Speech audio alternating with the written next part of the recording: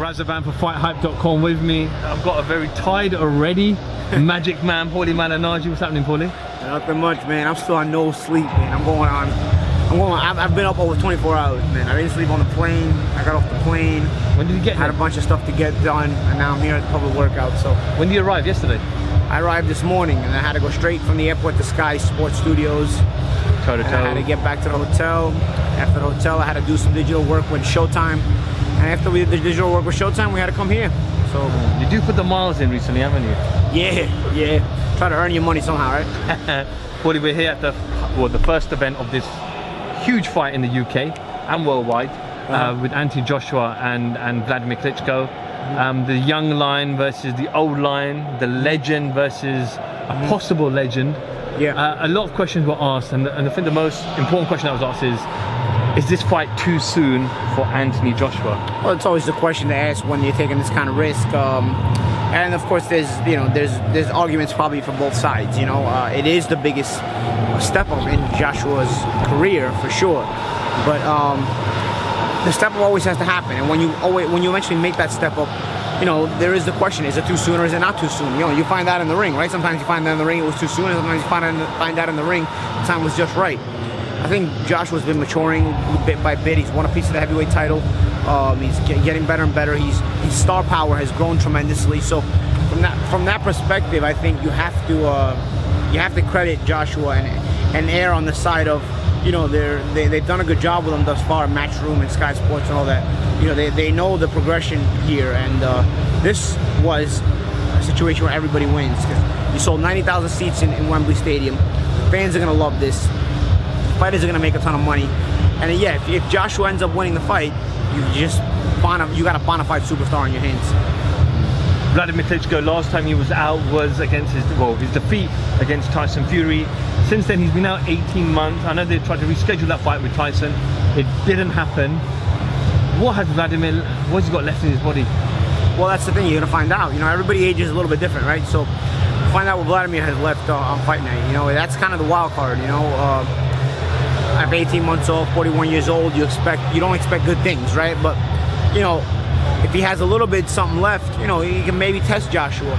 Also, my question here is mentally, how much desire does he really have? It's one thing to say it, it's another thing to actually go through it when you're inside the ring and actually want to go through it, because things can get tough when you're with a young phenom like Joshua.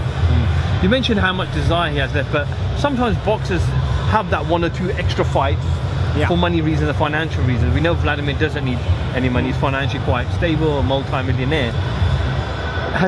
Is he doing this to prove the point that he is still that legend, he's still that great heavyweight champion? Of course. He probably won. That's definitely why he's doing it. But the problem is, like I said, it's easy to say when you're in front of the camera, like right here. Like, I can tell you what I want to tell you right here. When I get in the ring and I get punched in the mouth, and I get punched in the mouth again, and all of a sudden the fight's turning and turning. We're boxing, where I'm landing shots, you're landing shots. The pace of the fight gets uncomfortable. I'm hurting. All of a sudden you're like, that's where you find out if you really want it. You know what I mean? Because anybody can say anything out here. You know what I mean? When you're in the heat, and especially you get to the halfway point of the fight, but you still got another half to go, where you're tired or you're hurting or you're sore, and the fight's close, the fight's competitive. So you realize you actually got to go up another gear in order to take control of this fight, because nobody's got control of it yet. But you don't have another gear to go to, or you don't have it in you to dig down that deep anymore to find that other gear. That's the problem with aging. It's not just physical; it's also mental.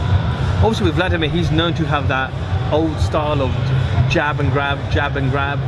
He wasn't as efficient with that against Tyson Fury. Does he bring that element back in against Joshua, who hasn't really faced that kind of style before?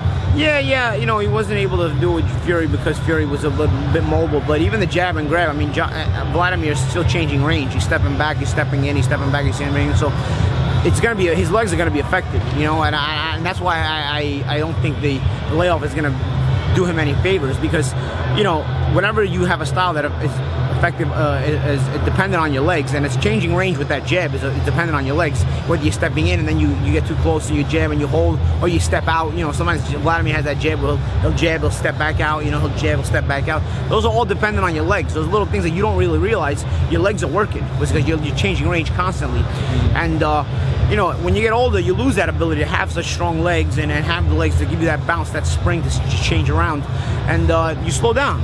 When you slow down, you get yourself in a position to be hurt by guys like Joshua. So again, jab and grab, jab and step around, whatever it is. Vladimir's looking to set up big right hands off of it, but is he able to protect himself the same way without the same legs? And that's the curiosity you gotta ask yourself. What are your actual thoughts on actual breakdown of the fight?